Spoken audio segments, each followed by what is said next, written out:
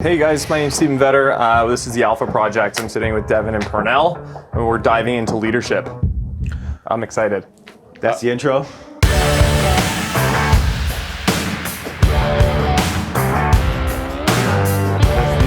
It's the first one, guys. Give us a break. This is new. We'll be all right, trust me.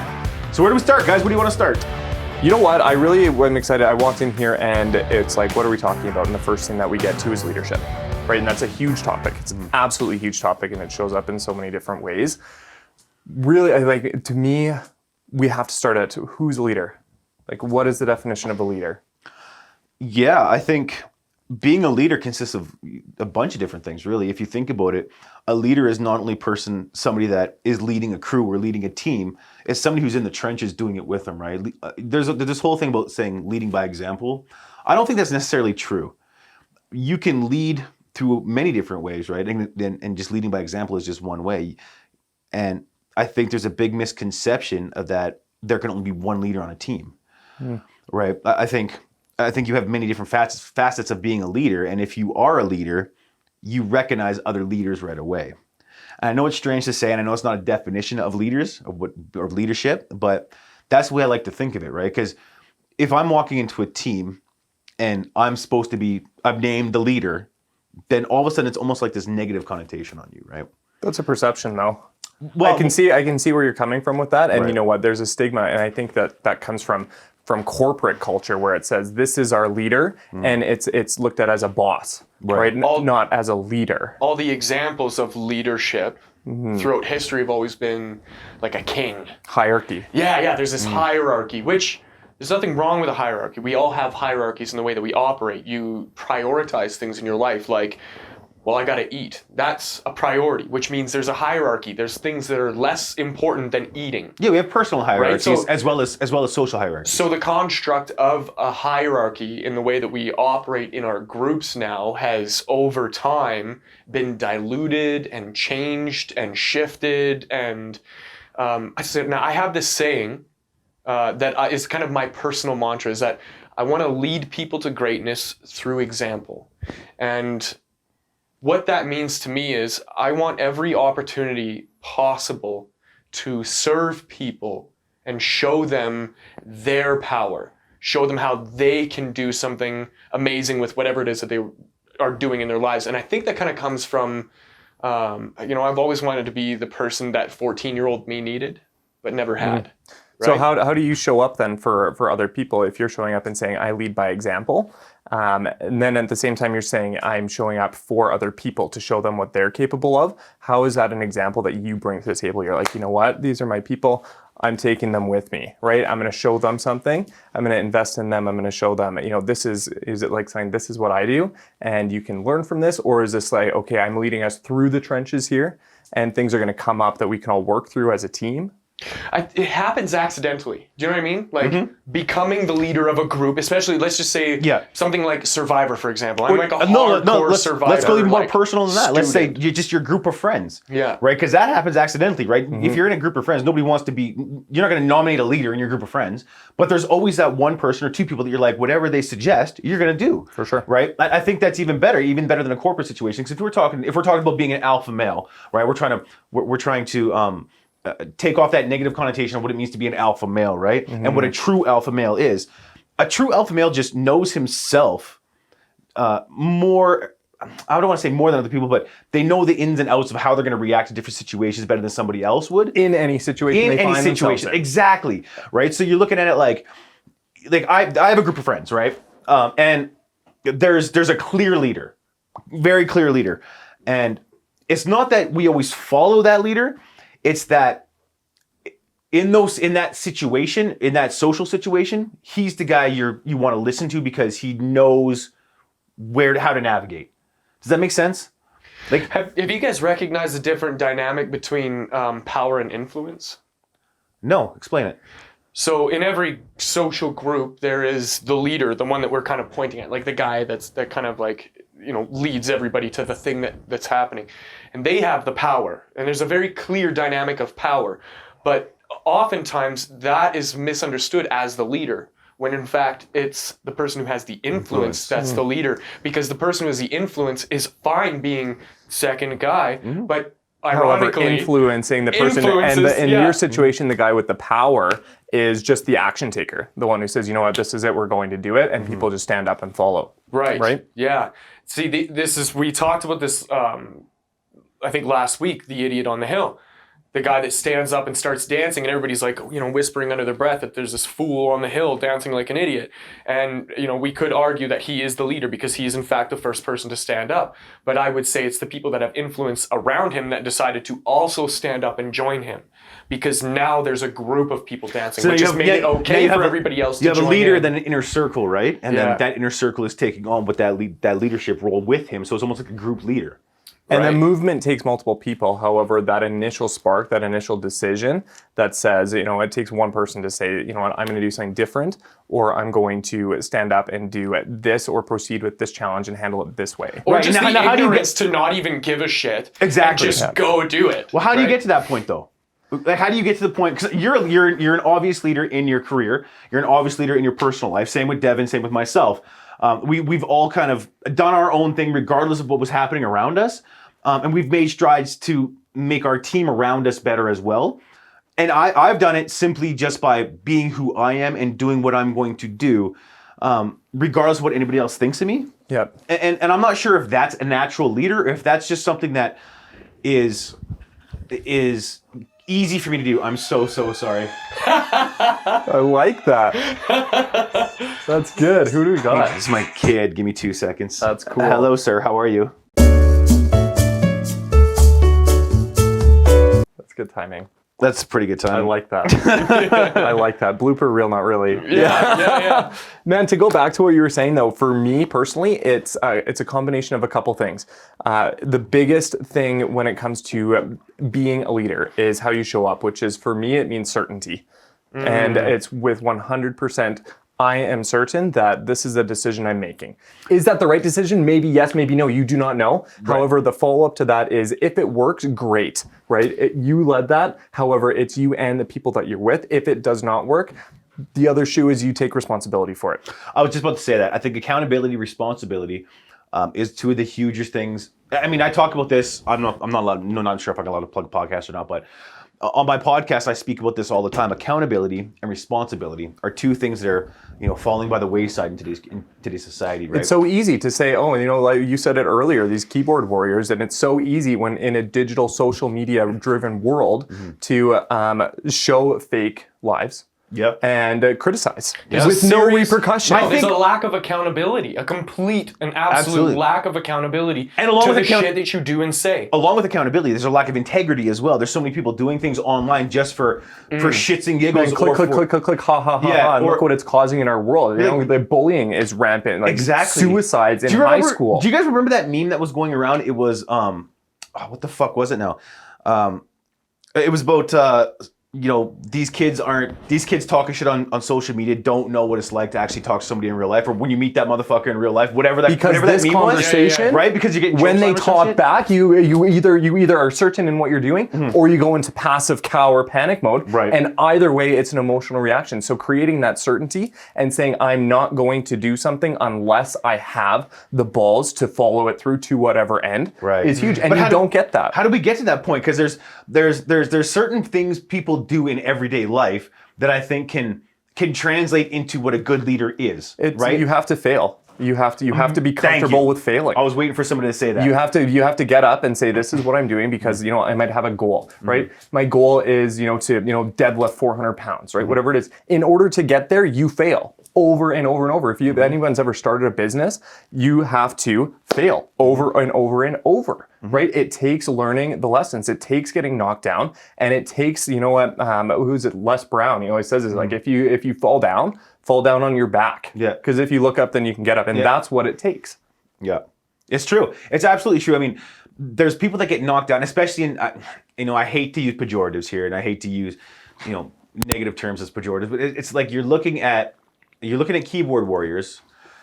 You're looking at people incels that can't explore, that have no social no social awareness whatsoever, right? They're so used to being on a computer, in front of a computer, without having any repercussions happen to them because nobody can reach the computer screen, and they can say and do whatever they want. You can be anonymous online. Nobody even knows it's you. Well, they're still right? and they're so afraid of leaving their house because they've got social anxiety. Exactly, and that's exactly where I was getting to, right? Is that leads to social anxiety, it leads to depression, it leads to all these mental health issues that we're seeing now within the COVID era, right? Where people have been locked in their house for 9-10 months, literally 9-10 months. Has leadership gotten harder in the COVID era? Not for me.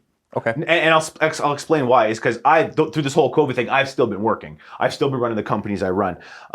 So for me, life hasn't really changed, but it has changed for the people that I'm interfacing with. Right. When I'm going into their homes and when I'm doing this and that, it's almost like leadership has taken a step back and they're expecting their government to take leadership. Right. They're expecting their government to say, this is what you should do, this is what you shouldn't do. Right. Now, I'm not going to get into all the conspiracy things about all this stuff. That's something we don't want to discuss here. But what I'm saying is that when people allow other people to integrate themselves into their head, like if Devin is in my head, he owns me now. Can we, without getting into the political scene behind everything that's happening, agree that no matter what is going on, and this is a great opportunity to talk about it, you have a choice. You always have a choice 1,000,000% of how to show up. You have a choice in how to respond to information that's given to you, whether it's from whether it's from a government body, whether it's from conspiracy, dark web, woo shit, whether it's from a higher power or your spirituality. Right. You are given information. And everybody as a human being has a right and an obligation to perceive it how they will and come to their own decision about it. The only thing we can ever control in this life, and this is the only thing ever, is how we feel about a certain situation. It's the only thing we have control of, right? How you feel or how you choose to respond to that feeling? Either or. Okay. I think how you feel towards a situation is different from how you may react to that situation, but I think the two go hand in hand. If you can get a hold of your feelings and how you react to something, your actions on your feelings is what actually matters. But you have to internalize that first and realize what you're going to do and the positive outcome you can have if you take all the negative news you're getting and turn that into a positive somehow, right? And creatively transmute that into some sort of different energy. And I do think that's lacking in society. And I could be mistaken, but that's just what I've seen lately, right? We got to be careful about what we let in. And I'm not sure about that. This is super important. So by what we let in, I mean very specifically the negative emotions that people who understand these negative emotions prey on you with. So I'll use this as an example. I really strongly feel like the mainstream media and what I would say news outlets that are responsible for reporting to us what's going on. They have let us down because they're not holding their responsibility to the highest degree. Instead, what they've done is they've held the corporation and profit to the highest degree. And this is not conspiracy bullshit. This is me objectively perceiving what's happening. So a company gets paid money to get your attention. And how do they get your attention? And how do they get your attention? They know a certain set of psychological things that they can do. Pain, fear. That will get panic. A response. And this isn't a conspiracy thing. This is a fact. If they want your attention, there are things that get your attention. If I put a vanilla, because I'm a marketer, if I put a vanilla message in front of a large group of people, it's very easy to ignore. But there are some heightened emotions that cause us to react. Things that make you laugh. You're going to want to share that on social media because it gives you social currency. Things that make you cry. Things that make you cry or inspired. These are strong emotions. If there's a strong emotional reaction, then you have to do something about that. But what's the one that people react to the most? Is fear. And so this is what I mean by you need to be careful about what you let in. When mainstream media or any media outlet who is being paid to get your attention uses fear to get your attention so that their advertisers have a reason to advertise on that distribution channel, that's when you need to start worrying about, well, is this message valid? And then it's up to you. You can stop there and say, you know what? I trust that mainstream media outlet who is being paid to get my attention to deliver me the utmost truth and fact. Or you could be a critical thinker and go, okay, that's one source of information. It might be very, very valid. That might be a very, very valid piece of information.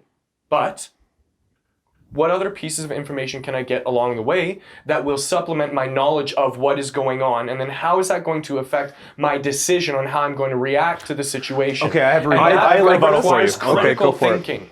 I have a rebuttal for you. Now, first of all, Even critical thinking allows seeing the full picture, though. You said you need to be careful about what you let in. That's exactly where I was going. Like you switched your topic there. You said you have to be careful what you let in.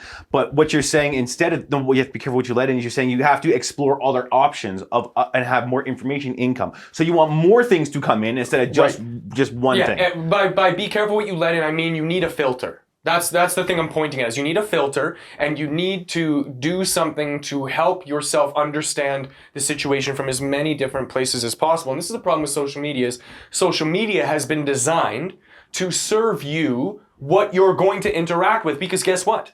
They get paid to have your attention as well. Algorithms are a motherfucker, man. Like algorithms will actually show you things that you're reacting to, whether that be happy, sad, angry, whatever it is. It's going to show you that. So if you're in this echo chamber, this bubble of you saying this and then other people confirming it, and then that's all you know. So here's what I did for my social media, and I actually had the conversation with Devin.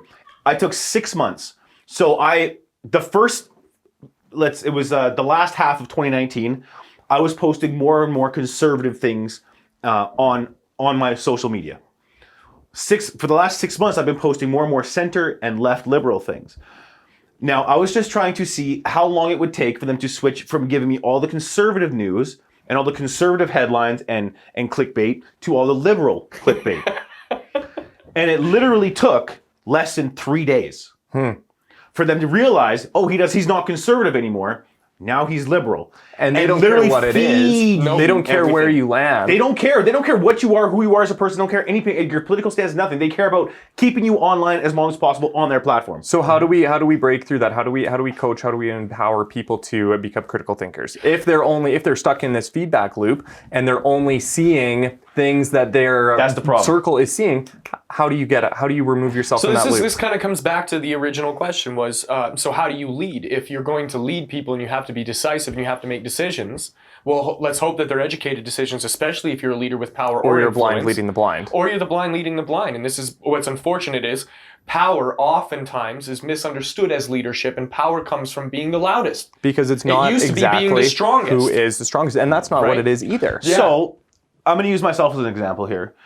And I am going to reference what I do. So my podcast, the Morning P podcast, as you guys well know, is known for being controversial. It's known for crossing lines. It's known for free speech, and it's known for defending or putting a different spin on otherwise socially unaccepted material, right? Over the last 5 episodes, I've actually made a conscious switch of what I was doing with it. I said, people don't want to have conversations, all this cancel culture and all this other things. You're not allowed to say this, you're not allowed to do this, you're not allowed. There's a whole bunch of things going on right now where people are just trying to cancel words and language and speech and not being able to have conversation and all the censorship and Bill C-16 and forced speech here in Canada, that type of stuff.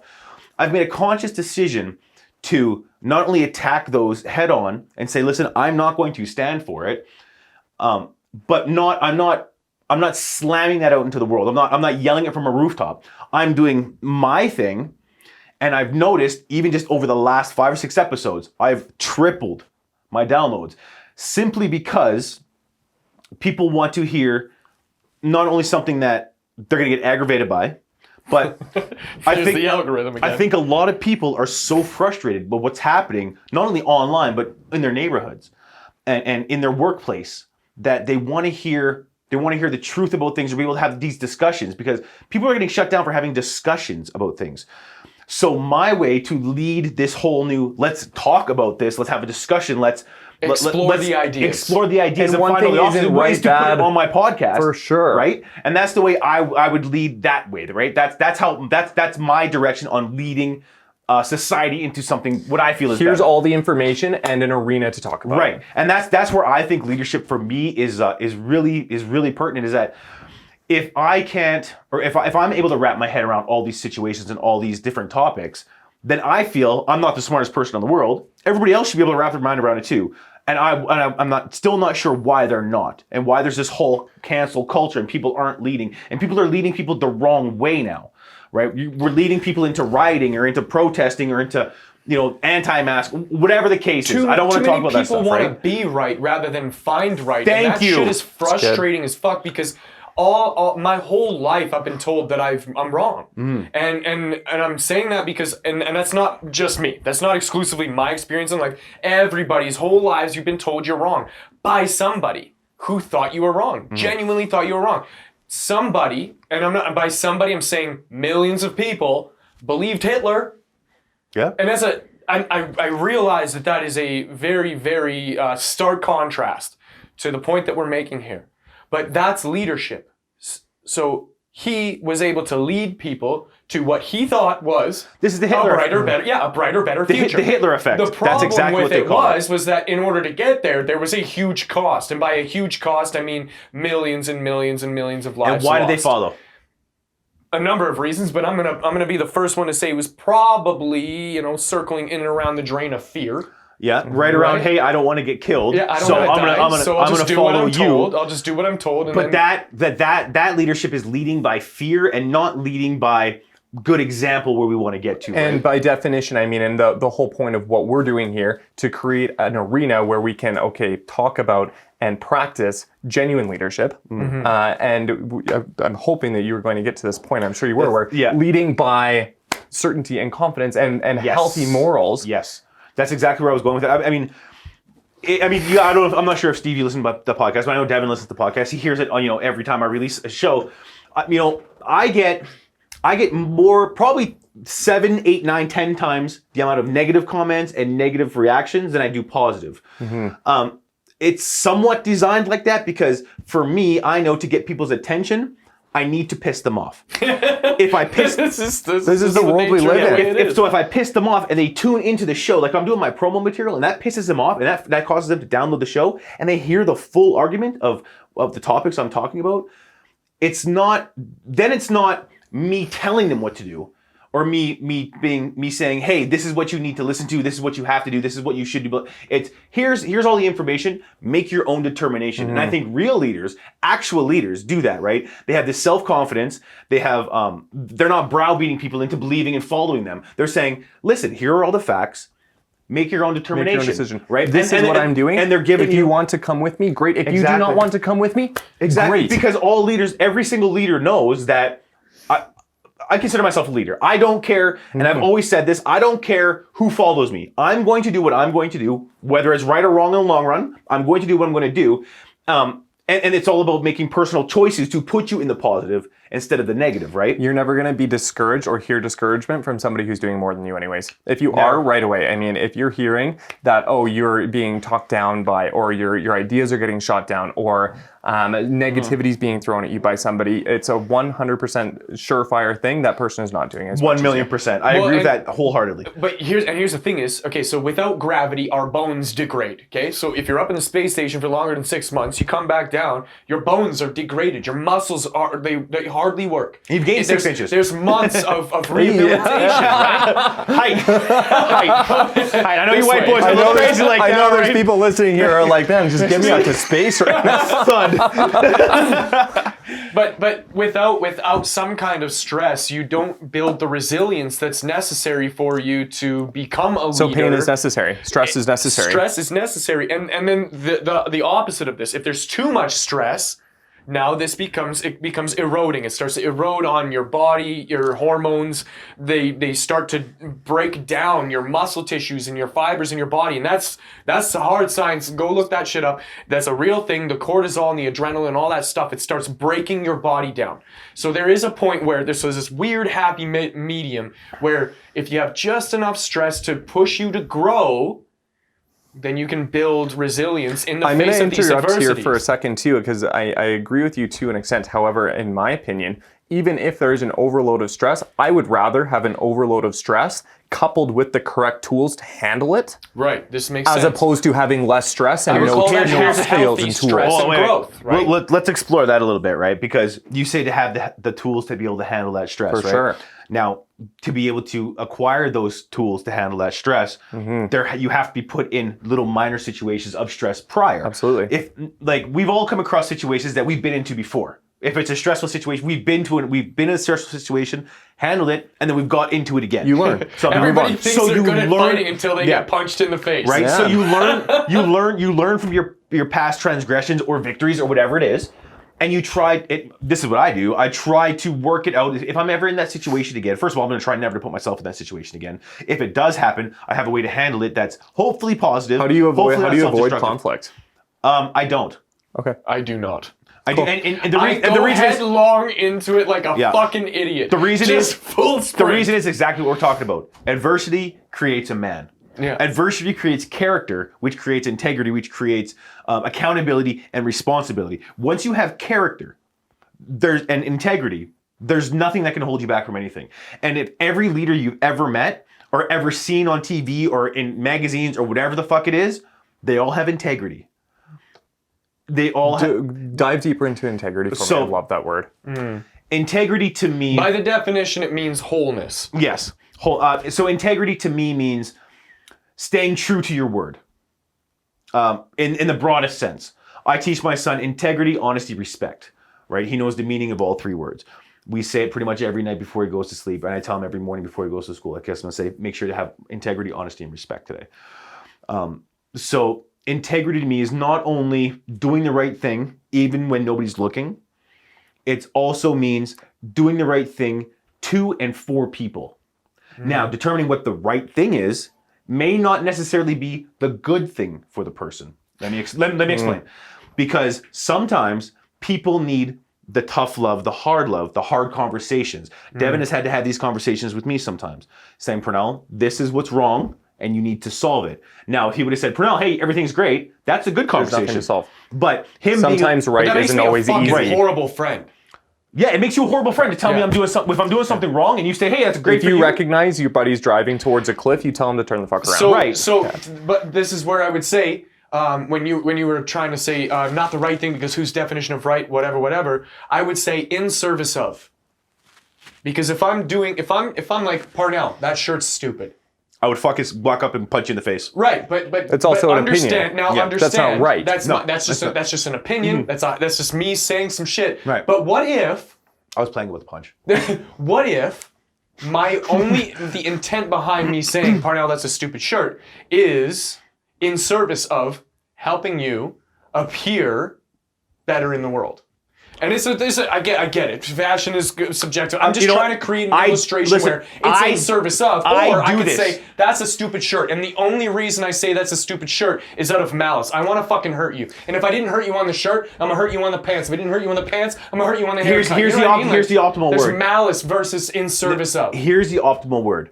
That shirt sucks, or that shirt sucks because. Big time. If you have a reasoning behind it, Yeah. like you're allowed to say whatever you want to somebody, right?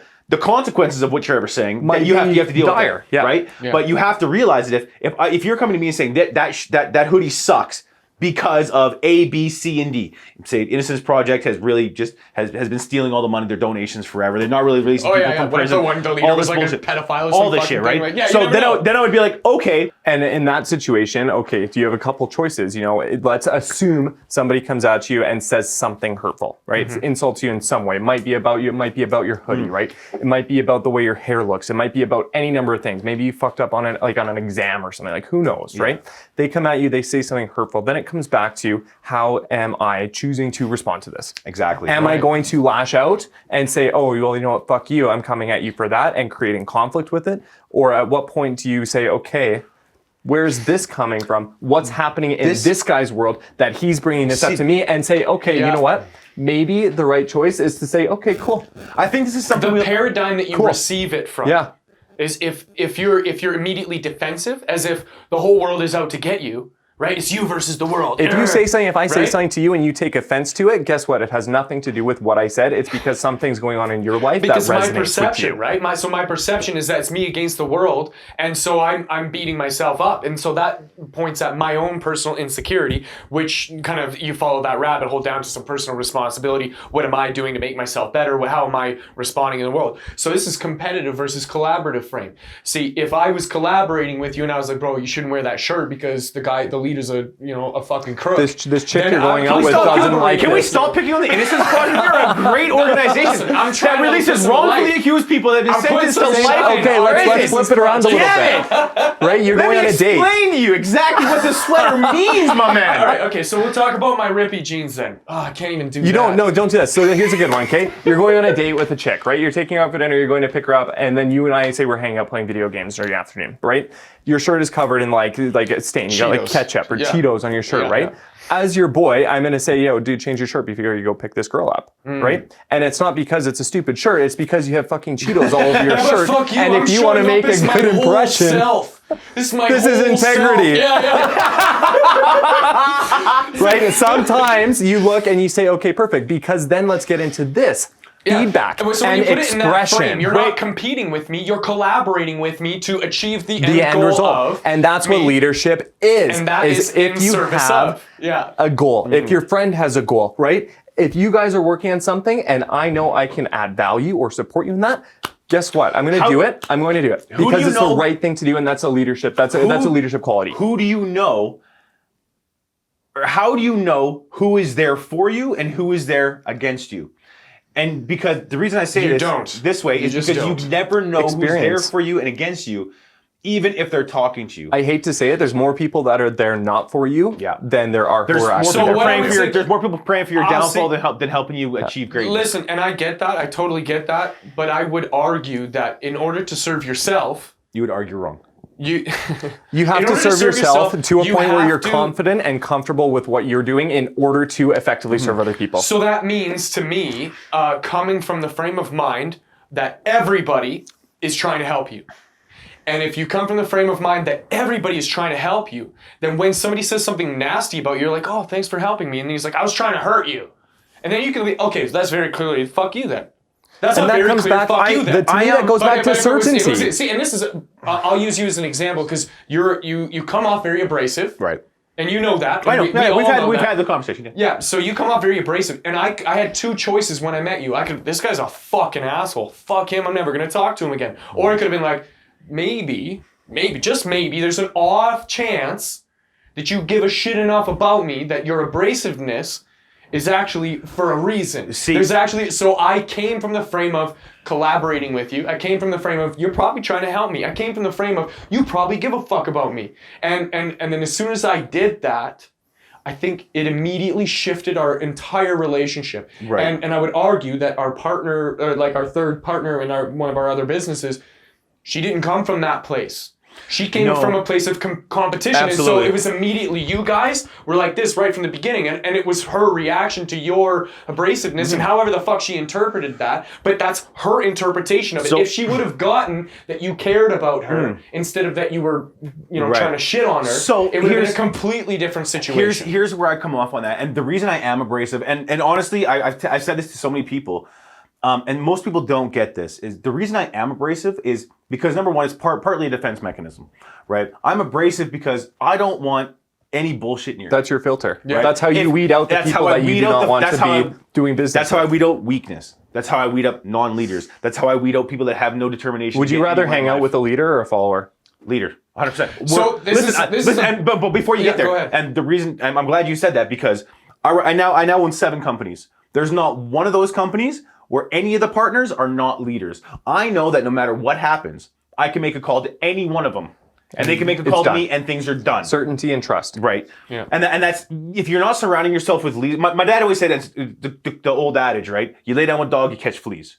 Right? If you have 5 friends that are great and one friend that's a fucking cocksucker, all 5 of those friends are going to be cocksuckers. By and I default. I mean assholeish, right? They're going to be that one person is going to drag down that group unless you have enough leadership and enough integrity in yourself to elevate that person up, right? Now, most people do not have that in them. Most people are followers. I hate to say it, but most people are. Well, that's why we're doing this, is to create awareness to it, right? Let's create that arena where you can say, okay, you know what? Maybe you are a follower right now. right? Maybe, right? Maybe you're saying, okay, you know what? I would like to learn and create some more leadership skills in my life. What does that look like? How does that show up? But we all know the follower that we're looking at and going, he's not really a follower. He's really a leader. He's He got just it. doesn't know it yet. So this is the arena, right? So check it out. This is a new perspective on the way that we interpret the world, and I'm going to point at bullying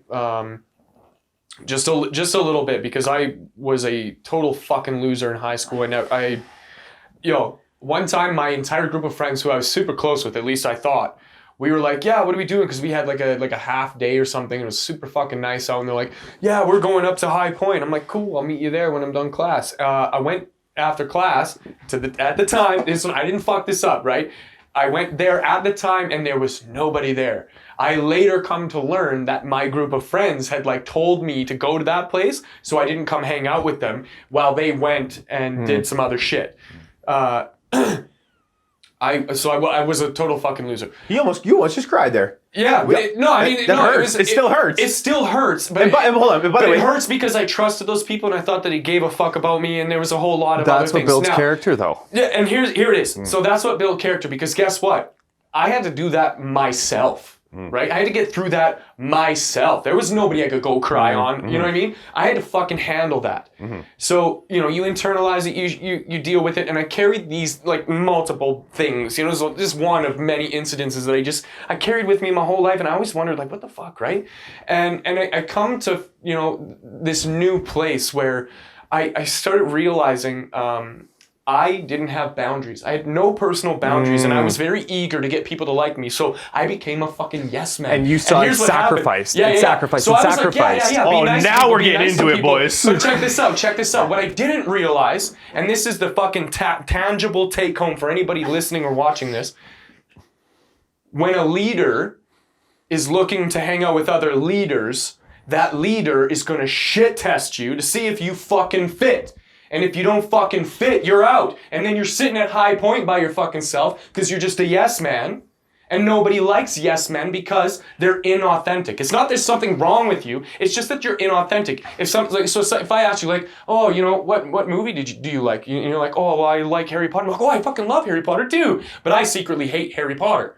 You know what I mean? And but I'm just gonna say shit that I think you're gonna like so that you like me. And the reality is, and how often does that show up in the world when you meet somebody who you either respect or fuck even worse? You meet a girl who's. I was about to say it happens like that all the time. I've done it Dude, before. I've done it so many times. And I love this type of shit. And you're like, how the fuck? Like, I hate this stuff. But she's really hot. But she's really hot. Before we carry on, you're like, why am I saying that? Right? Before we carry on, I just want to dispel the myth that crying is weak. And vulnerability is strong. Coming from a place of vulnerability is coming from a place of strength, not weakness. I think I posted this about a week ago on Facebook. I can't remember. I think both of you guys liked it. And I was like, and the way I put that is, the more vulnerable you are to the people that you allow into your circle, the more trust is there. The more trust. The more trust is there, the more character gets built, right? 100%. And the less shit testing there is. When Devin and I first met, we first started our other company, I shit tested him almost every couple days. How is this guy going to show up? No, I'm not going to go into detail, but I was like, how is this person going to show up? How are they going to respond? Can I trust this person? Yeah, I would literally give this guy like we set a meeting or something like that. I give him 3 different times or whatever, right? And then I'd be like, okay, let's do this and this and this. And I'm just testing to see where he's at. And I would literally throw out just verbal diarrhea of garbage suggestions and see if he would agree. Because I knew where I wanted to go with our company, and I knew he knew where he wanted to go with the company, and I knew we were on the same path. But I wanted to see if he was actually the person he said he was.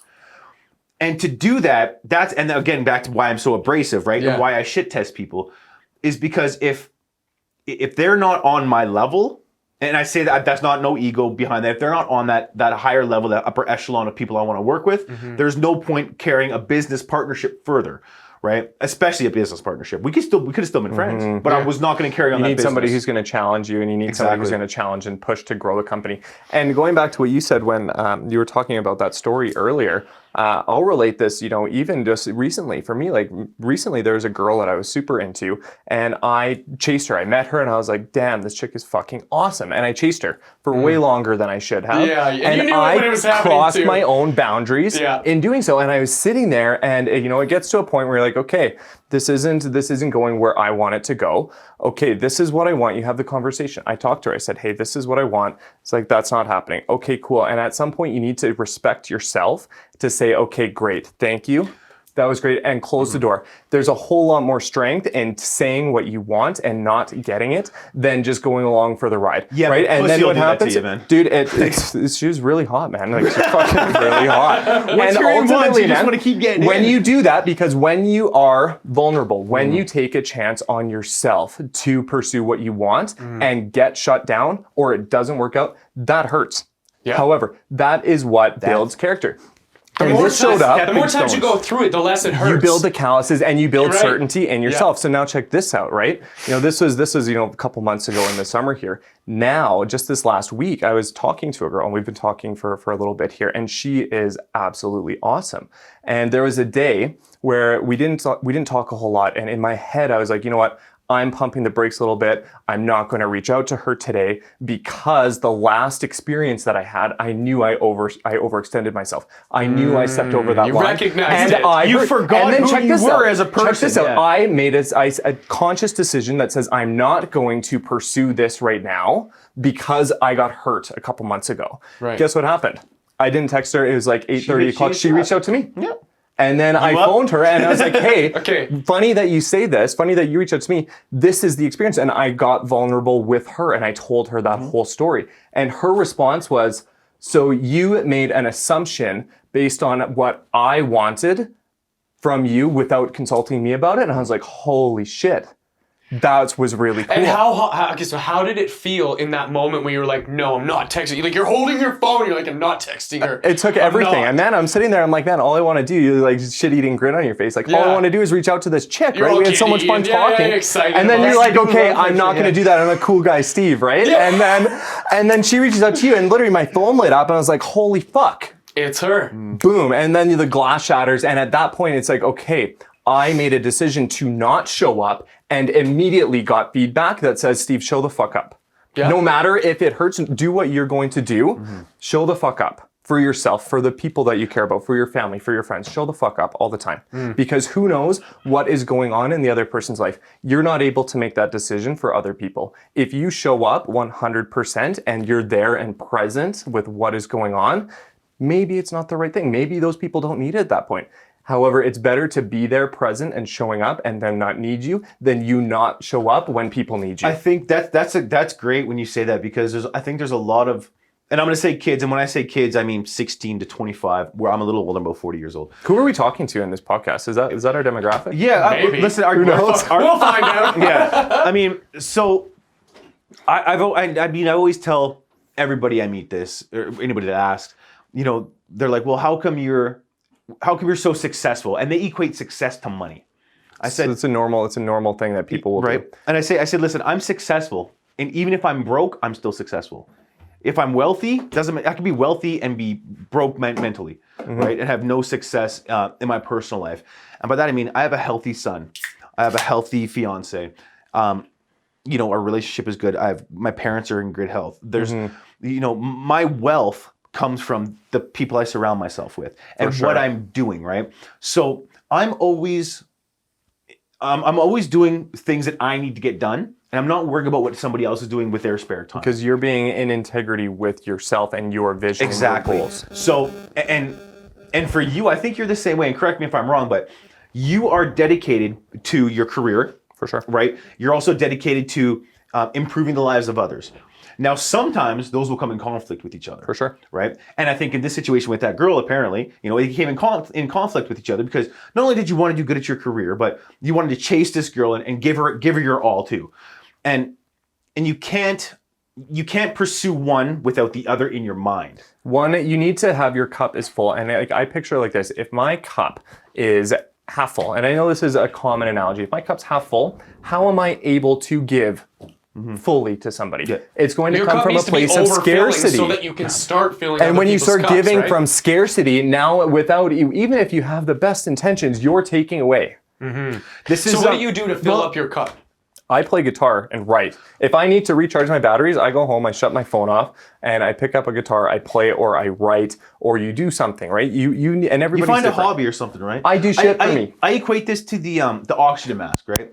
Airplane oxygen mask. I think you actually told me this story or this analogy, right? Yeah. You know, this is the reason that airlines, if you're on an airplane and the plane goes down, you're supposed to put the oxygen mask on yourself first because you're not good to anybody else if you're dead. For sure. Right. So if you don't have that self-care, that self-love, the time to de-stress or the time to evaluate how your life is going and the time to reflect on the day prior or the week prior or the month prior, you can't grow as a person into a responsible individual that can actually forward the community. Does that make sense? Makes a ton of sense. Okay. And I'm going to take that one step further, and I'm going to trace it back to when we were talking about, experiences and how to put yourself and learn skills and tools to handle negativity.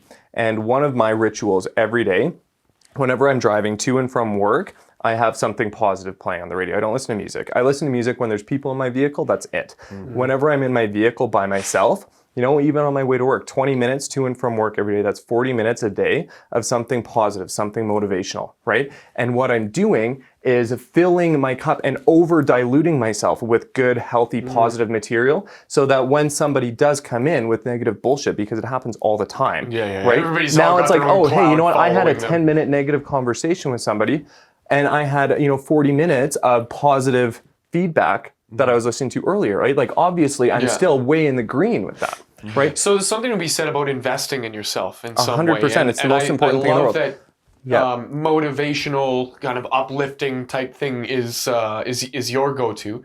I had a conversation, actually, I think it was with your fiance now that I'm recalling it. Why are you talking to my girl? She was cutting my hair. So she was doing what? She was cutting my hair. She was cutting my hair. So cutting my hair, mate. So there's two options. Just delete that shit. Hold on, start that whole shit over. Just delete that whole fucking process. So there's two things here that end up happening. The first thing that happens is when you show up, you have everything you need. Let's use this as an example. We're gonna build a house. Okay, you know how to build a house. I do not know how to build a house. I do. Mm-hmm. So we show up on site, Yeah. and I have two options. Okay, my first option is just to mope around and feel sorry for myself because fucking Steve knows how to build a house and I don't know how to build a house. Ugh. Right? That's my first option. Mm-hmm. My second option is, okay, I don't know how to fucking build a house, but I know how to follow direction, and I know how to learn. Mm-hmm. I know how to listen. I know how to observe what's happening, so I can figure it out. Mm-hmm. Once I get there, I can figure it out. Absolutely. And so, okay, so if that's the case, if I'm, capable of figuring it out, everybody is a beginner at one point. So you bring value just as you are, as long as that's your frame, right? The second option. If you are the first option, you don't show up with value, and this is the problem now, is that people don't want to hang out with you. They don't want to work with you. They don't want you to build a house with them. Dude, you're always contributing to something. Even by sitting and not saying something, you are contributing. Whether you are contributing and being an energy draw and sucking everything away and taking away, or you can sit and listen. Yeah. And even if you don't know what people are talking about, right? And that's so powerful in business too. My business partner and we work together every day. I know that there are things that he's better at than I am. Yeah. I do not try to say I'm as good or better than he is. I don't even try to do those things. If we're both there, I recognize you're much better in this situation, right? You go do this. It's not a takeaway. Let's add value together. And I know there's things that I am much better at than he is, right? So it's like, okay, perfect. Do the things that you're both going to do and find people that complement you. So you remember when I said that it happens accidentally? It happens accidentally? This is what I mean, is when you show up, I didn't want to be the fucking leader here, but it just so happens that I know that when I show up, I am capable of listening to each individual person that's here, and I know what your strengths are based on what your feedback is to me, and I know that I'm capable of serving you by putting you in a position that's going to be most fulfilling to the thing that you like to do. And so I lead you to greatness through example, and that example is I'm here in service of you. are you here in service of me? And so that becomes the I don't know, the dynamic. The dynamic is I didn't want to be a leader, and I would never say that I'm a leader. I still to this day in our business, I'm like, I'm definitely not the leader. But there are times where I feel like I'm kind of leading the charge, and it's just because that's a thing that I know a thing about. And everybody can take turns being a leader. I'm an idiot, dude. Can you please just take this? I don't know what I'm doing. And you show up that way. Exactly. So I'm going to go back to what Steve was saying, or sorry, what you were saying earlier about, you're building a house, you don't know how to build a house, right? I actually just had this conversation, and I call this to eat the elephant, right? How do you eat an elephant? One bite at a time, right? And I always say this, and I always equate this to no matter what you're doing in life, whether that's trying to become a leader, trying to build a house, trying to raise a son, trying to learn how to drive a car. To eat the elephant is taking a bite. So the elephant is the thing you want to accomplish. The bites are the steps it takes to accomplish that goal. Break that down into anything. If you're taking smaller bites, then it's going to take longer for the process. If you're taking bigger bites, you may have bitten off a little more than you can chew and might not be able to finish the whole thing, right? So you want to figure out what steps are necessary to reach that end goal. And once you reach that end goal, strive for more, right? I always say eat the elephant and then look for its mate. Like, whoa, because she's lonely out in the world in the safari somewhere. I mean, there's so many things. There's so many things that a leader does that most people kind of don't recognize. Right? A leader, first and foremost, I think, is constantly learning. He's constantly learning from the people around him, especially the other leaders he's around. That's how you build value, and I would argue it's also how you fill your cup. Right, for sure. And not only that, everything you're learning, you're trying to disperse that knowledge. You're not trying to hold that to yourself. You're not saying, this is mine now. This is mine and I'm not going to tell you anything, because that doesn't serve your team, right? If you're an individual that likes to be by themselves, that's great. You still be a leader by yourself. But eventually you're going to be in a social situation. I would argue that you are not going to be as effective as a group of leaders. That's where I was going to go, yeah. So if you're trying to disperse this knowledge around people that need this knowledge as well, and you want to elevate their leadership game, right?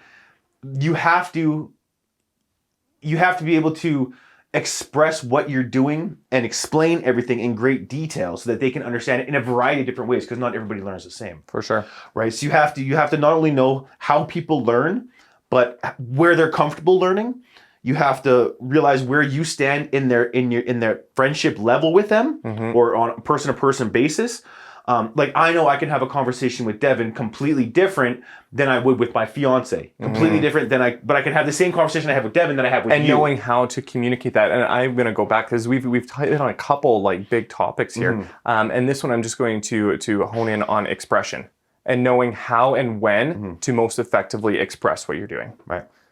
What do you use as a kind of blueprint for the way that you communicate with the world? For me, I've always I've been blessed. I've always been very quick to pick up on how to communicate with people. You know what? Sometimes I own a car dealership, man. Like, I have to be good at this, and I know that if someone's coming in within 30 seconds of communicating with the guy or girl or whoever it is, I know how to communicate with them. And it comes to part of when you're first meeting somebody, you can mimic what they're doing. You can mimic body language. Absolutely. Right? And what that does is it's not saying I'm a copycat. It's saying I'm putting myself on a level where they're familiar. Gathering rapport, right? And I talk about this all the time. Rapport is most important. And this is something Devin doesn't get because he's socially inept. So, get a haircut. Yeah, get a haircut. So, my whole thing, my background, I'm not sure if people know, but my background was an MC, right? I was on the microphone. My job was to talk on the microphone, buy women drinks.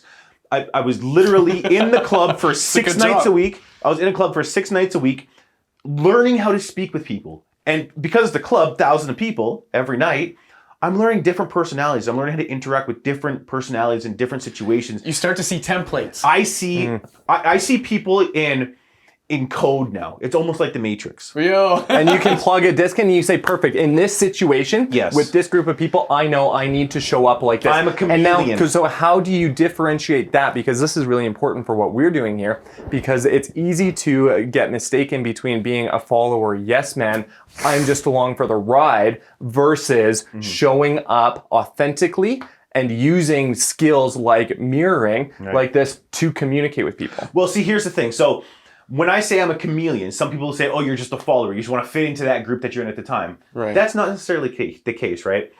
When you're a chameleon... What's your intent? Why are you in that group to begin with? Exactly, right? So when I was doing these things, right, my intent was to get in, make sure they're having a good time, right, this and that. Now with people in business situations, right, we all three of us can go into a room and know who the leader is right away. There's just that presence. You know. Right? So you always want to be the chameleon and gather rapport with the leader, right? And when you have that rapport, you're able to analyze exactly almost how they're thinking. And you never want to go in being like, I'm going to bow to your whim, but I'm showing up and I'm being a chameleon to get the rapport so that you and I can communicate on a higher level. And we can bounce ideas off of each other. Then we can go and this and this and this, because he's going to recognize that I'm a leader as well because of the things I'm doing that he's doing as well. Right? Like real. So would you say man. that when the how to differentiate that and how to not fall into the trap of being a passive yes man is to be 100% certain and authentic in yourself? And so when you get in those situations, to disagree, though. The willingness to have the argument. And let's go back to the keyboard warrior. These guys who, when you get in an argument, you have to know who you are 100%. For sure, 100%. And by that, I mean you have to know what are your values, your morals, your values. Where do you stand? Exactly. Where you stand. So that when you come at me and you say, okay, Steve, you know what? Let's go smoke a joint after this podcast. I would say, okay, cool. I'm like, I know who I am. I'm confident and certain in that. Right. If you were to come to me and say, hey, let's go rob that 7-Eleven for a pack of cigarettes, right? It's like, I don't know if I want to do that. Like, let's be real. So if you're certain in yourself and you know who you are and you set your boundaries and you say, these are my non-negotiables, right? Yeah. This is what I'm bringing to the table. This is the direction I'm going in. And what you said when you eat an elephant, one bite at a time. Yeah. If you are facing a certain direction, it does not matter if you're taking one baby step at a time or running 100 kilometers an hour. If you're facing that direction, you're making progress. And this is the other thing that I really wanted to mention when you were saying that, is the biggest, maybe the most important thing in growth of any set, and especially when it comes to leadership, is allowing yourself and giving yourself permission to take time to get there. That's a great point, because I don't think people allow themselves, especially like when I was 20, and I'm going to keep equating this to back in my youth because... Like 1960? Yeah. Because honestly, like, I wish I had... What we're doing now, I wish I had this when I was 16, 17, 18 years old, before I got into a little stupid shit, right? We'll get into that in future episodes. For sure. No big deal. Tons of time. You know, when you're looking at it and you're going, okay, I know who I am now. I know which direction I'm going, but maybe the people that are around me they don't want to go that direction as well. So how do you find the people to travel that are traveling? They're traveling west and not the guys that are going One of the hardest things to do is recognizing that the circle that you're in is not right for you and making the tough decision to spend less time with them. I have left, and it sucks every time, I've left multiple good, concrete circles of friends because I recognize that these are not people that are in alignment, or hanging out with these people is not cohesive to my goals. Right. And it's not like I can't be friends with you anymore. It's not that, oh, this is people that I don't need to see. It's how much time and energy am I investing into this? Because every second I invest with these people, I'm not investing it here. And what you do is that's just like the 1 degree shift, right? Like, let's say, okay, today I'm facing this direction, right? Tomorrow I make a different decision and I just do a 1 degree shift. Over time. Right? Over time, you end up in a completely different place. It's not about radical change right now. It's about small incremental change that's manageable that you can get behind and stick with. Right. Darren Hardy's compound. And that's Kanai, right? Constant, never-ending improvement. That's what the Japanese philosophy is, right? Constant, never-ending improvement. That's always the way to do. That's how Mazda's gotten to where they are. That's how Honda's gotten to where they are. Tesla's gotten to where they are. You have to make the conscious decision to say, I'm going to improve myself, and these people around me don't want to do it, or they do want to do it, and be able to say, have the conviction to say, I'm sorry. I cannot be with you. I have to do this. I've literally left a relationship. My best friend, the first person I met when I came to Calgary, I had to tell him, I said, listen, man, you're doing some things that I can't be involved with. I know we have a history, and this thing is going to break my heart, but I can't see you until you're done your bullshit. And that takes courage. I haven't talked to him in 3 years, and it Why breaks does my it heart. Why does it take courage? I think that there's something Because there to every time that you make a change, you're leaving the comfort zone. And right now, okay, if you're in the normal, if you have your routine, that's comfortable. You're not pushing yourself, you're not challenging yourself. I make an effort every single day to put myself in an uncomfortable situation because I know the more times I put myself there, all I'm doing is I'm pushing that box, this box that I'm confined in, bigger and bigger. And the bigger my box is by default, the more things I'm allowing into my life. Now that we've been having this conversation, I kind of had a little realization here since we've had this conversation. Hang on, before we get too far past this, we got to unpack one other thing. There are elements of that we don't even know that we're fighting against. For sure. Until you're there and it pops up and you say, oh, I'm uncomfortable. You're in your comfort zone your whole life, whatever. And if you don't stretch your comfort zone, your box doesn't grow. And that's completely valid. There's one other piece though. The extra piece is there is a sense of tribalism that we never really address as a society. The 100 people. Yeah, so you have your circle of friends, and that's how you survive. And if you leave that circle of friends, now if this was back when we were in our primal age, and it was just that's good. Humans just trying to survive.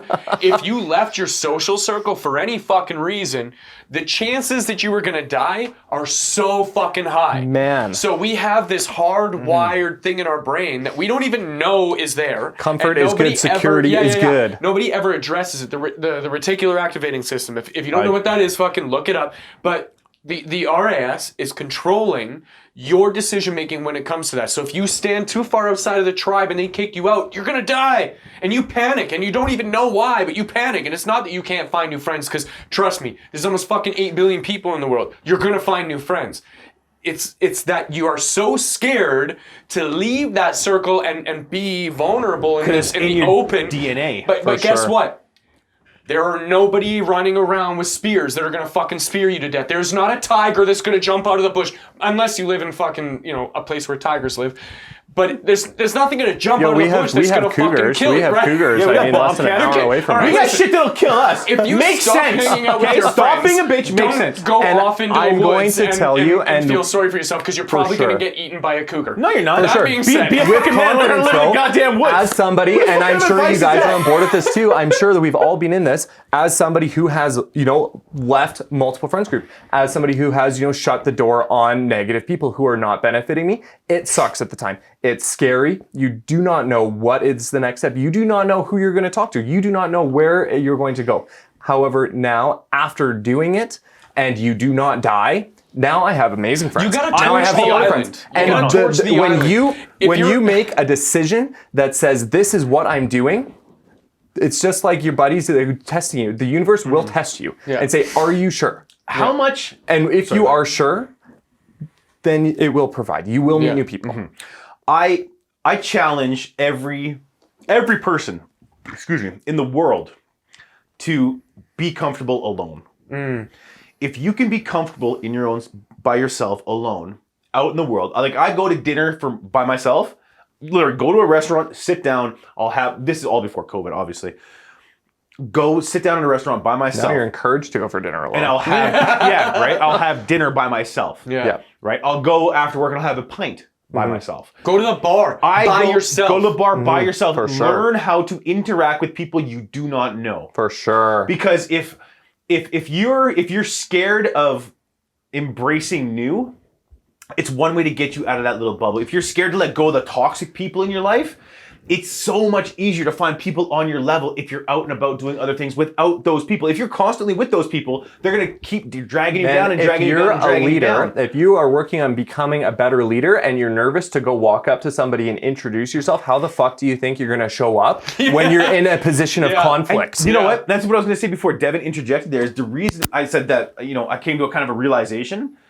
The realization I had is that the reason I have my other podcast is because I thrive in adversity. Yeah. I thrive. Chaos, uncertainty. I thrive in chaos Pressure. and controversy and pressure and having get deadlines and having people wonder what I'm up to next and having negative shit come at me because it bounces off and I'm able to be like, I don't care about your negative shit. I'm still going to do this, right? But I thrive in that. I thrive in that because for me, knowing what I'm doing helps people is all the motivation I need to do it. So no matter what kind of negative shit comes your way, you have to learn how to thrive within that and push past it and motivate yourself to get to that level and the people around you to come up with you. Because if you're with, and this encompasses the whole conversation. If you're with the wrong set of people, you're never going to be able to get to that level you want to get to. If you're with the right set of people, you could literally attack the world. And you could be Elon Musk, and you could be the Virgin Airlines guy, Sir Richard Branson, and you can be all these people. And you can do that. You can travel the world and have all your dreams come true. But if you're not with the right people, and if you're not secure in your own sexuality, your own human being, if you're not secure in your own body, none of this is going to ever matter. So we could talk ourselves blue in the face, but until people realize that they have to realize their own self-realization and having that accountability and responsibility and character and learning how to dig through the bullshit and go through adversity and learn that words aren't violence. You talked about this in your trigger warning episode where these are things that you have to do to forward your own progress in life. And if you're not doing this, you're stagnant. So how do you build that muscle? Everybody listening, okay, it's like how do I go out and build that muscle? Repetition. Put yourself in uncomfortable situations. Yeah, absolutely. And you know what? You're going to fail. Be okay failing. Be okay pushing yourself to that point where you say, this is the edge of my comfort zone, and then just take one more step. It's one thing. It's one thing to be said about desensitization, like desensitizing yourself to shit like that. Hold on. Take one more step. Go till you're uncomfortable and take one more step. You don't need to run past it. Just a little bit at a time. I didn't mean to cut you off. My apologies. Oh, good. It's one thing to be desensitized to shit. It's another thing to address the fucking trauma that makes that such a bad thing. And this is so if what's your relationship trigger with it? warning, right? You're going to be triggered when you watch this because I'm going to say a word that might make you think negative thoughts. Oh no!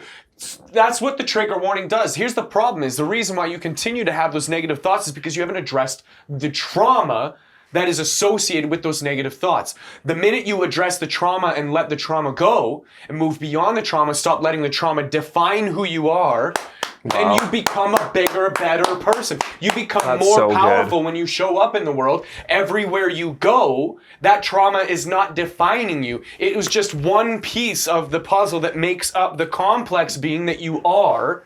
You're not the trauma. The trauma is just a part of the story. So you got to be careful about the stories you tell yourself and the stories you tell everybody else. Is the story you tell everybody else end at, and then this happened to me and poor me? Or does it end at, and then I learned something fucking valuable and I became a powerful person because of it, and now I'm out there making a difference for the people that fucking need me, and I'm serving the world like a leader should. Listen, I'm going to give you credit for that little spiel, but you did get that from me.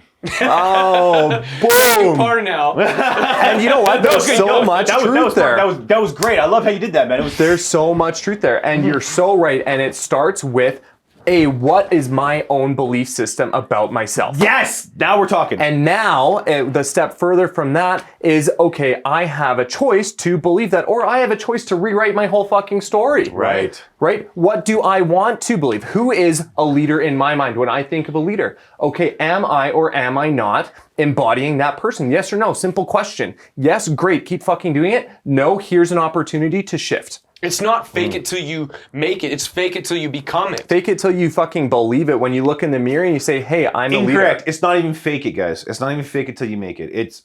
It's work your ass off and become the person. No, don't even try and fake it. Be who you are in that moment. And I dare you to find a person who's successful and a leader who had an easy upbringing. Yeah. Okay. How dare you say fake it? And look, I'm being very serious right now. There's this fake it till you make it bullshit. Right. That needs to stop, because this is the problem. You're gonna fake it, and this is my story. So I'm getting a little personal here. Yeah. This is like getting excited. Fake it till you make it, right? Yeah. There's this great Drake line who goes, yeah, I used to exaggerate things, but now I got it like that. Yeah. Right? I used to exaggerate so much that they weren't even exaggerations, they were just bold-faced lies. Right. So I got to the point of saying I was going to be the person I am today, back then, when I wasn't that person, to the point where I had to continue the lies, and they got more and more and more. And I was perpetually. Myself, I was dragging my whole character integrity down. My name was not worth shit. My word wasn't worth anything, right? No matter what I said to somebody, it was taken with a grain of salt because nobody believed me. So this fake it till you make it bullshit is something we have to stop. I'm going to challenge that a little bit. I like where you're at. However, if you did not tell yourself and other people, if you did not live that at that point fake or made up life, do you think that you would have actually gotten there, or do you think that you saying it over and over and over and over created the paved your warpath for you, where now you are there because you envisioned it? You were so clear and certain on what you wanted to get to. I think at the beginning, if I would have stuck to what I was saying at the beginning, the little exaggerations, I think it would have been okay. But I also believe that because one lie begets another. That's the nature of lying. So is one little white lie over time grows. The narrative that you tell people, the narrative that you tell yourself, these are very, very much in line. So I would say you're not who you think you are, and you're not who I think you are. You are who you think I think you are. Yes. And so this is the problem is that if you create this narcissistic vision of who you are, but the work doesn't match the thing that you say that you are, then obviously there's a misalignment. And so I'll retract the statement, fake it till you make it, fake it till you become it. Both of those are still a little bit, there's something wrong with them. There's something I get it. There's something something wrong to with it. it. Understand what I was saying. It's all about the phrasing. It's not fake it till you make it. Maybe it's not even saying this is who I am right now. Maybe it's getting real with yourself and saying this is who I am right now. However, this is who I am becoming. This is it. I just think it gets to ego, right? That's where it got for me. Try to pick up the can. Try, there is no do. Try to pick up the can. Either you do pick up the can or you don't pick up the can. Right? In the wise words of Yoda, do or do not, there is no try. I get it. It's all about being the thing. And if you're gonna be the thing, that means don't make it look like you're the thing. Be the thing. And if you're gonna be the thing, there are a certain set of tools, which we've kind of talked about in this. There are a certain set of behaviors. There are a certain set of things that you have to understand, like scarcity versus abundance, like collaborative versus competitive. There's a way of perceiving your narrative, the self-dialogue. All of that, it all comes down, it boils back down to, are you going to be the person that you think you want to be? Or are you just going to envision this? In those moments where you don't want to do shit, when you're like, I'll create an excuse right now for why I'm not going to get this job done. And you spend all this energy trying to create this excuse for why you're not going to do the fucking thing. Just admit that you don't want to do the thing. How important? And then don't do the thing. And then accept the fate of not doing the thing. Or fucking suck it up and go do the thing. Even if you don't want to do the thing, go do the thing. And I'm not saying like, go do shit you don't want to do. I'm saying that's what you should do. Right. If you want to power lift 400 fucking pounds, then go do it. But you're not going to lift 400 pounds, so start at 100 and work your way up like the elephant thing. How important is discipline? You have to do that first. But then you're like, I went to the gym and I kind of pulled my back and you know what I mean? And now that's your narrative. I got a bad back, guys. I'm sorry. Nobody's got a bad back, guys. You just got poor muscles. Let me put this into perspective for people. So honest people will never tell you that they're honest, right? Rich people will never brag about how much money they have. Right? Business owners will never, describe everything they have at all, right? Honest, people that talk a big game, they're con men. I was a con man. That's what social media is, right? I was a con man. Currency, dude. If you talk too much, so here's the thing: you lower the value of your words. You need to, not you specifically, but what needs to happen is there needs to be less talk about what you are, who you are, where you are in life, and more actions and proof about that. Right? I've started on my social medias now, just posting pictures of things I've done, not even describing it, just things I've done. Right? That means downloads on whatever, or this advertisement here, or this here, or the good that I've been doing here. There's certain things I do, right? And more people are recognizing that, and I think more people are starting to follow that than all the times I was blowing hot air before, right? Because I know that, like I said, I'm still trying to regain my integrity. We're talking from 20 years ago. Right. There's still people that I wronged back then that I'm still trying to make amends for now. Still trying to make it up. And now you're leading from the front and saying it, leading by example. Exactly. And this is what I have done, not this is what I'm doing. Look at me. It's, hey, Don't tell me what you're going to do. Show me what you've done. I'm going to do this rather than anyways. bragging about it, which I get. You know, we all want to celebrate No, this our fucking wins. ego is bullshit, man. We all need want to stop celebrate that. our wins, It's and we important want to people to celebrate celebrate wins. with. And That's here's why the you need a problem. good crew. That's Yeah. why you need, and I'm going to use the word surrounding squad ourselves with goals the wrong here, people. and there's something here. Squad up! Right? And if you have a good crew, you should be able to celebrate wins. Absolutely. Yeah, if you bring something to the table that's And a if win, they're not happy for you, that's not your crew, dude. game For over, sure. bro. Get rid of those people. And you know what? Brave the wild. Grab yourself a fucking spear and go out in the wild and figure it And the sit fuck down out. at the bar and order a beer and say hello to somebody. I literally had no idea what the fuck I was doing, and then this huge thing happened, and the only person I knew who to share it with was Devin. I sent him the picture, Yeah. and he was like, "Whoa," and to me, just that alone meant more than any of the other accolades I could have gotten online. So let's do this. I want to do this activity, this quick exercise.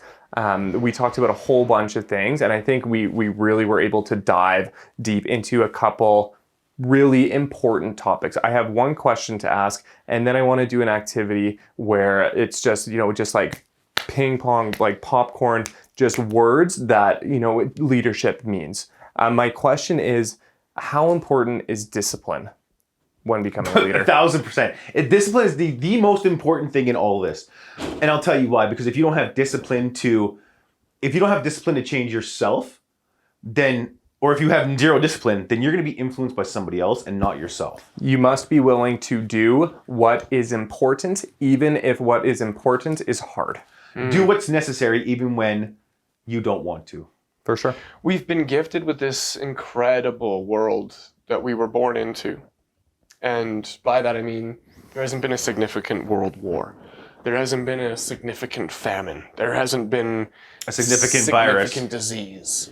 I'm saying that with absolute fucking certainty. There hasn't been any... He couldn't help himself, It took an hour, but he couldn't fucking help himself.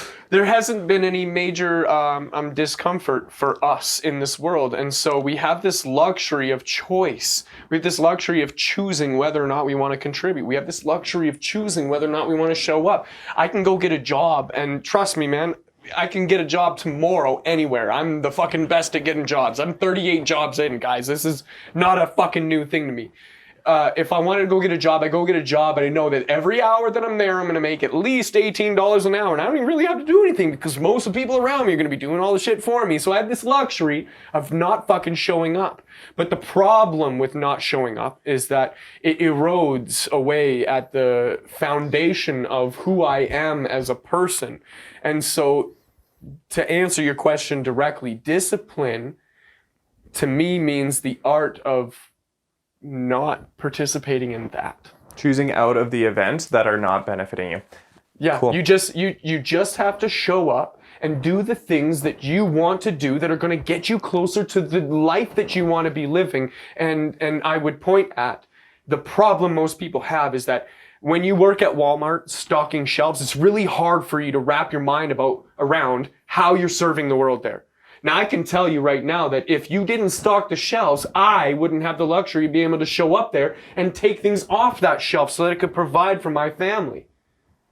So you are serving the world in a meaningful way, even though you don't fucking know it, even though the corporate, headquarters is grinded into you just every morning with their fucking rah-rah sessions and shit. You don't realize the impact that you have on the world. And so discipline to me means being able to show up to the thing that you're doing with purpose and then doing it, whether or not you want to do it.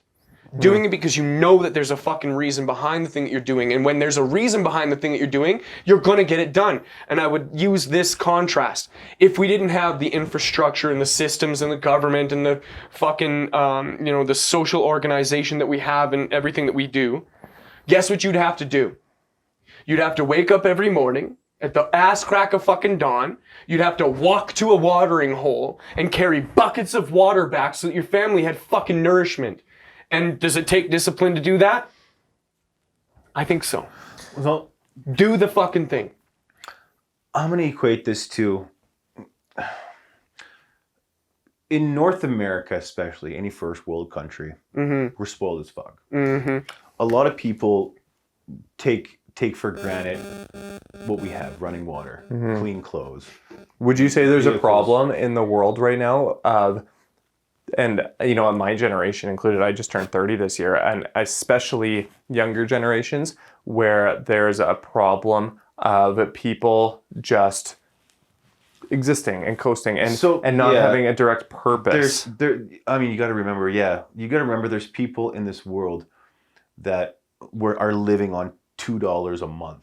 For sure. They're drinking literally latrine water. There's people that water that's been shit and pissed in. Yeah, there's people that live on dirt floors in mud huts. There's people that are trying to support 12 people of their family and they don't make money. There's so many things and so many negative things that are happening in this world that first world countries don't see. We are spoiled. We're absolutely spoiled where we are. And I think taking what we can learn and having some humanity in the world leads to empathy, leads to humanity leads to leadership. Caring about the fellow man leads to doing better in life, which leads to character, which leads to leadership. And I think being a leader not only encompasses yourself, it encompasses everybody around you. If I'm a leader in every situation I go, whether I think I am or not, because people are looking to that leader for inspiration and direction in their life. And leadership inspires leadership. And when leadership is inspiring leadership, Right. it only takes one person to create a spark. That's snowball. However, it takes multiple people to create a movement. And the more awareness that is brought around to where people can improve on leadership, how you can show up more in your personal life and your community. Maybe it's just showing up and being a better boyfriend. Maybe it's just showing up and being a better husband. Right. Maybe it's showing up and being a better father. What is the legacy that you want to leave? Right? When you pass, and I say this all the time, when I die, my hope is that half the people at my funeral are crying and really sad I'm gone, and half the people are there partying and saying, fuck, I'm glad he's gone, because that means I stood up for something. Yeah. And when more people stand up for things that they believe in and actually sit there and say, I am doing this because this is what I believe in and this is the right thing to do, that's creating a legacy. And that's what's missing right now.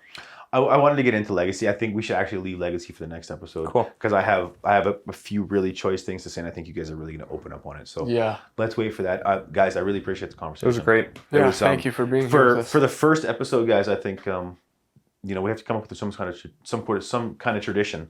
What are we going to do to send this off? And there has to be something that they want to see us do, or something that we can do. Ninja Turtles, as lame as cool as they are. You said you had a little popcorn thing. You know what? Let's do that. It's cool. So it's just like let's take 30 seconds to a minute and just say like words that relate to leadership for me. So I'll go certainty, accountability, integrity, influence, love, self-worth, respect, giving back, honesty, vulnerability, sharing, strength, vulnerability, courage, passion. Yeah, that's good. See, that's cool, and that creates that creates good energy.